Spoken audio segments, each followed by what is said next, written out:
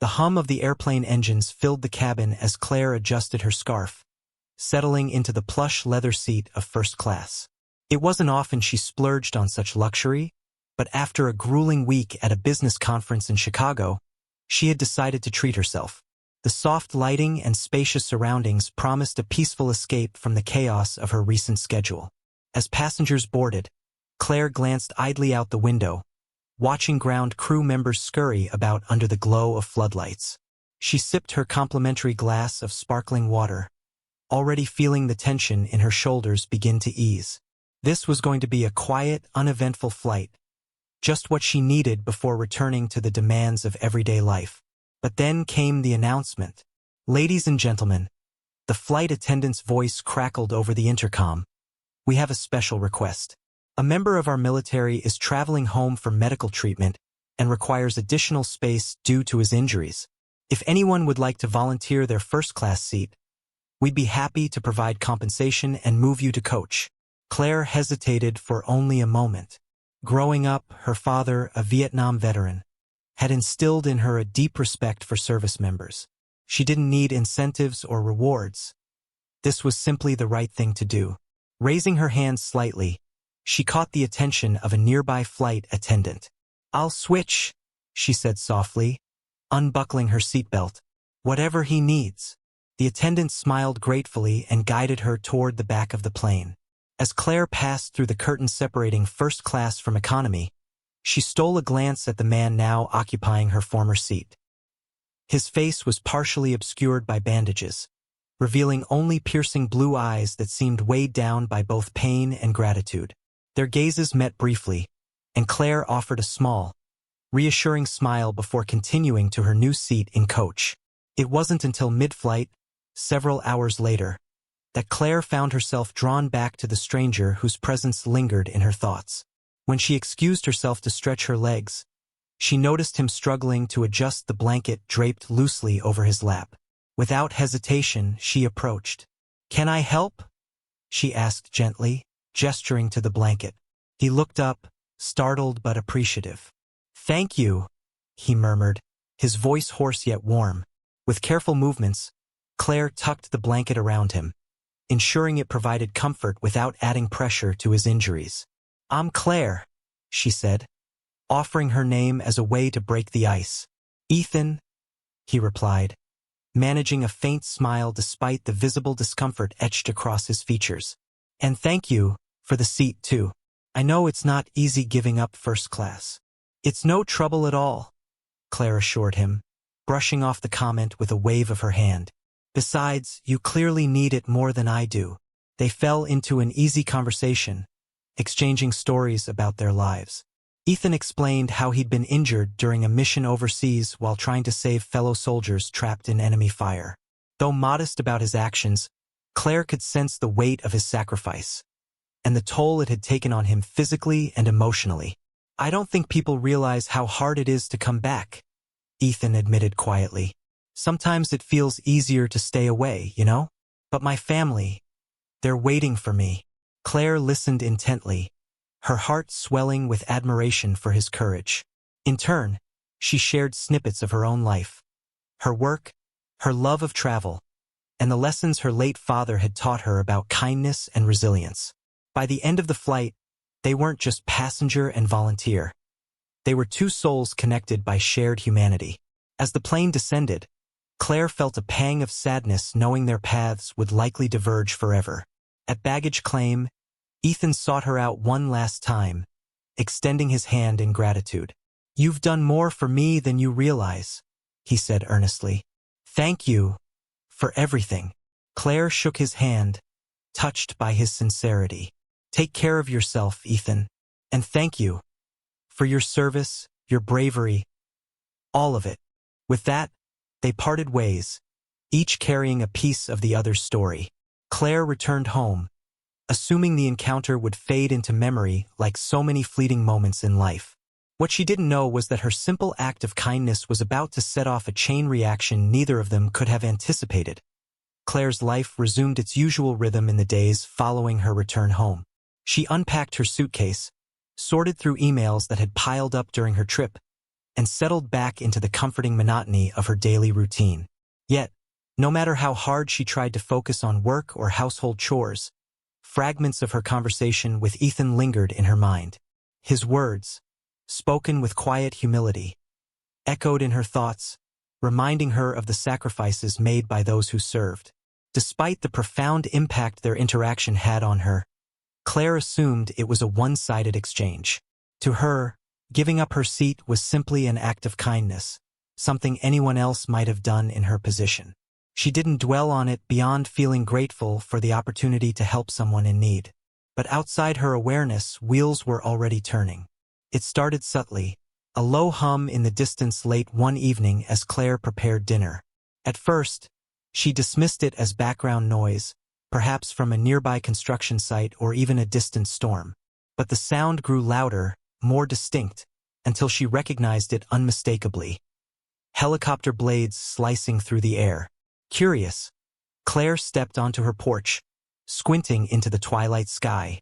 Through the trees lining her property, she spotted a sleek black helicopter descending toward an open field just beyond her backyard. Its rotors kicked up gusts of wind, scattering leaves and sending birds fleeing into the dusk.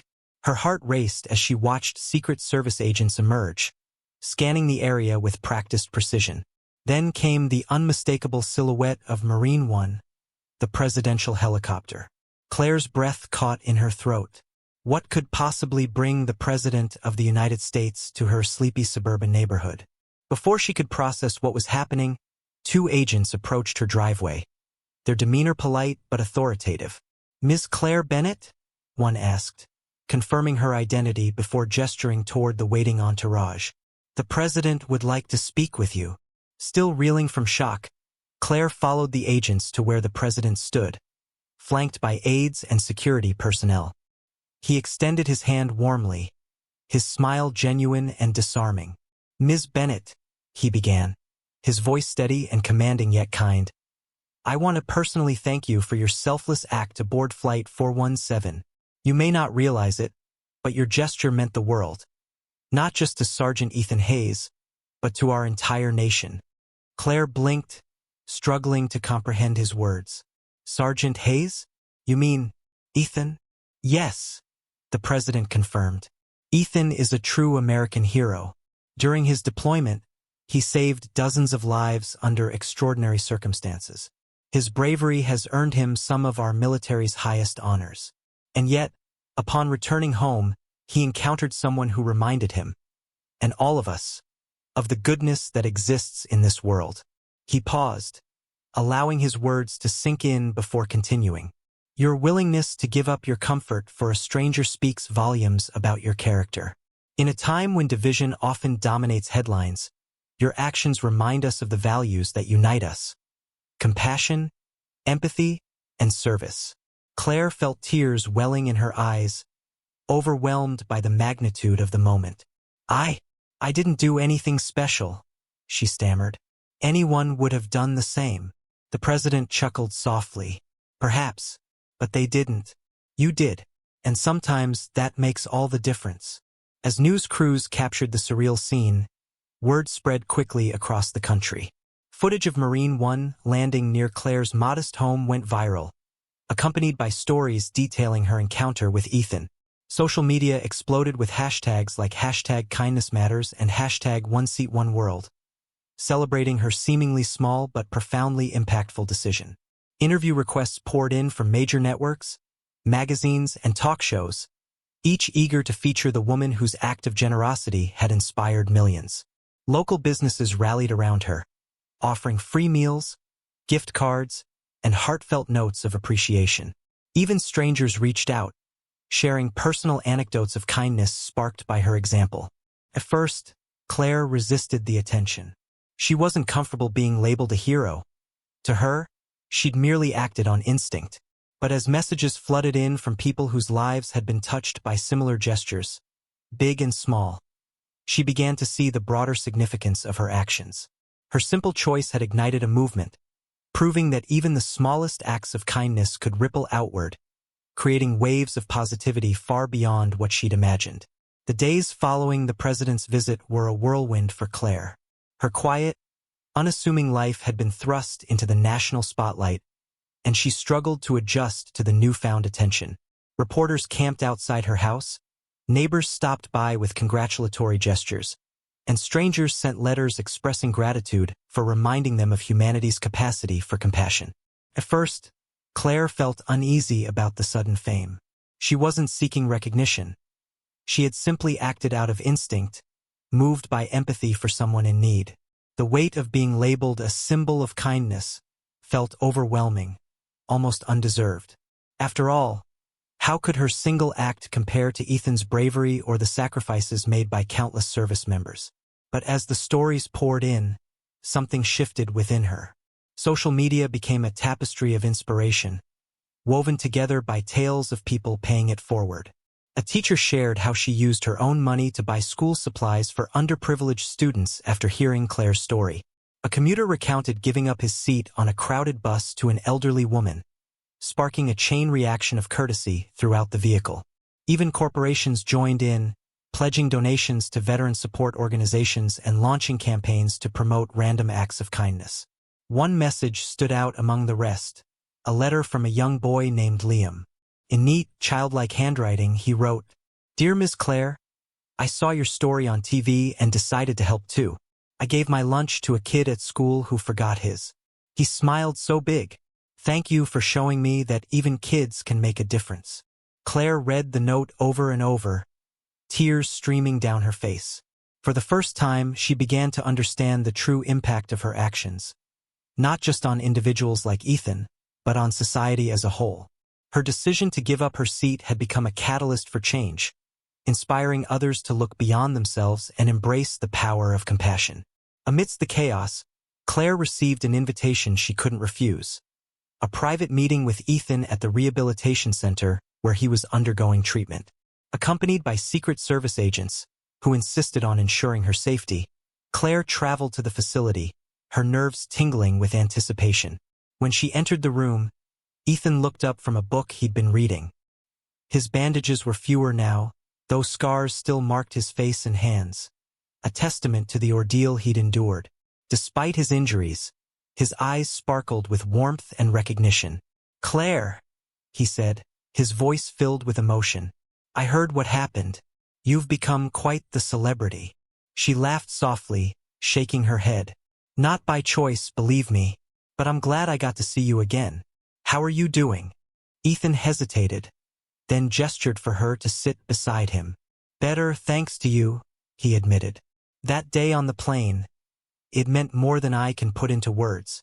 You reminded me that there's still good in the world, even when everything feels dark." Claire reached out, placing a gentle hand on his arm. "You're the real hero, Ethan. I just did what anyone should have done." "But not everyone does," Ethan countered firmly. "And that's why what you did matters." People needed to be reminded that kindness isn't weak. It's powerful. It changes lives. Their conversation lasted for hours, covering everything from their shared experiences since the flight to their hopes for the future. By the end of the visit, they agreed to collaborate on initiatives aimed at supporting veterans and promoting kindness nationwide. Together, they envisioned creating programs that would honor service members while encouraging communities to come together in meaningful ways. Returning home, Claire found herself grappling with the responsibility that came with her newfound platform. While she appreciated the opportunity to inspire others, she worried about maintaining authenticity in the face of constant scrutiny. Would people see her as genuine, or merely another figurehead riding the wave of fleeting public interest? Her friends and family helped ground her during this uncertain time. Over dinner one evening, her best friend Sarah offered some sage advice. "You don't have to be perfect, Claire. Just keep doing what you've always done. Being kind, being real. That's enough." Those words stayed with Claire, guiding her as she navigated interviews, speeches, and charity events. She spoke openly about her insecurities, emphasizing that kindness didn't require grand gestures. It was about small, intentional actions that added up over time. Her honesty resonated deeply with audiences, further solidifying her role as a beacon of hope. With Ethan's guidance and support from the White House, Claire launched a nationwide campaign called "One Seat, One World. The initiative encouraged individuals to perform daily acts of kindness, no matter how small, and share their stories online using the campaign hashtag. Schools adopted kindness curriculums, businesses implemented volunteer programs, and community groups organized events to foster connection and goodwill. To kick off the campaign, Claire and Ethan appeared together at a press conference hosted by the president. Standing side by side, they addressed the nation, urging citizens to embrace empathy and unity in an increasingly divided world. "We often think we're powerless to affect change," Claire said, her voice steady despite the sea of cameras before her. "But every act of kindness, no matter how small, has the potential to create ripples far beyond what we can imagine. Let's choose to be those ripples." Ethan added, his tone resolute yet tender. "Compassion is courage. Takes strength to care, to reach out, to lift others up. And if one person's kindness can inspire millions, then imagine what we can achieve together." The speech went viral, cementing Claire and Ethan as unlikely but powerful advocates for positive change. Their partnership symbolized the intersection of personal sacrifice and collective action, a reminder that ordinary people could accomplish extraordinary things when they worked toward a common goal. As weeks turned into months, Claire and Ethan's campaign, One Seat, One World, began to take on a life of its own. What had started as a simple idea rooted in compassion evolved into a global movement, transcending borders, cultures, and languages. Stories poured in from every corner of the globe. A woman in Japan who gave her umbrella to a stranger during a downpour. A man in Brazil who organized a community meal for families struggling with food insecurity. A teenager in Kenya who tutored younger children after school, inspired by Claire's story. The ripple effects were undeniable and humbling. For Claire, watching these acts unfold was both awe-inspiring and grounding. It reminded her that kindness wasn't about grand gestures or public recognition. It was about connection, empathy, and the quiet ways people chose to make each other's lives better. On a crisp autumn morning, Claire stood on her porch, sipping coffee as golden sunlight filtered through the trees. The chaos of the past few months had settled into a steady rhythm, though reminders of her newfound role lingered everywhere. Her mailbox overflowed with letters, her phone buzzed constantly with notifications, and her calendar was packed with speaking engagements and charity events. But today, she allowed herself a moment of stillness. She scrolled through photos sent to her via social media, a collage of strangers smiling, helping, connecting, all because of something she had done without thought or expectation. Each image carried a piece of her heart, reinforcing what Ethan had told her months ago. Kindness isn't weak, it's powerful. She thought back to that fateful flight, recalling how ordinary the moment had felt at the time. Giving up her seat hadn't been heroic. It had simply been the right thing to do.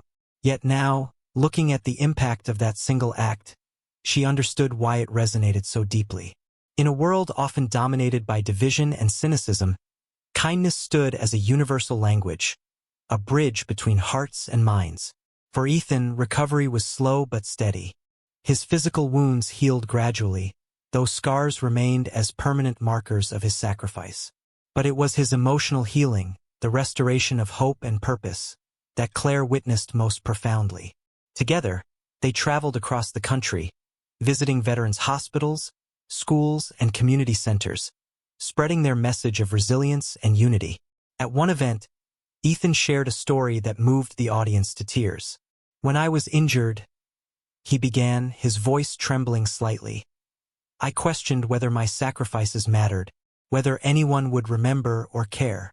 Then Claire came along and showed me that even in my darkest moments, there are people willing to step forward, to offer light when you need it most."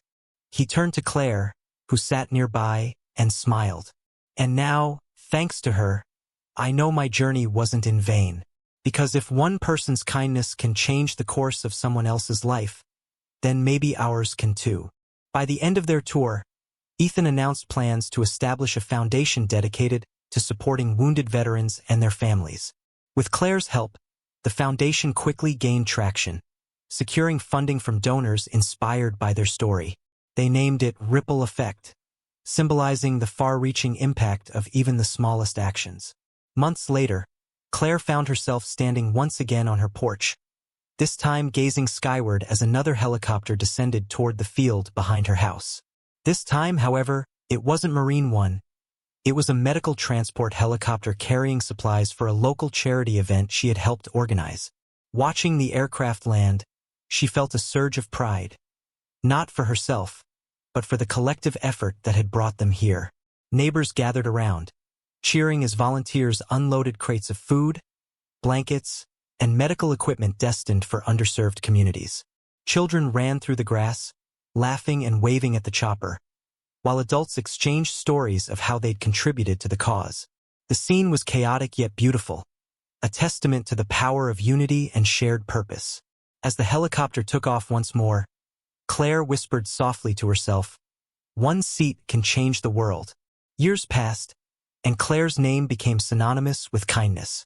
Schools taught lessons about her act of generosity, nonprofits adopted her campaign's principles, and cities declared kindness days in her honor. Yet despite the accolades, Claire remained steadfastly humble, always quick to redirect praise to others.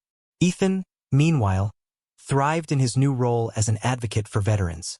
His foundation grew into a beacon of hope for countless individuals, providing resources, mentorship, and opportunities for healing. He and Claire stayed close friends, continuing to collaborate on projects aimed at fostering compassion and understanding. Their story served as a reminder that no act of kindness is ever wasted, that even the smallest choices have the potential to inspire greatness. And though neither Claire nor Ethan sought fame or fortune, their legacy endured, woven into the fabric of a world forever changed by their courage and compassion. In the end, it wasn't just one seat that made a difference.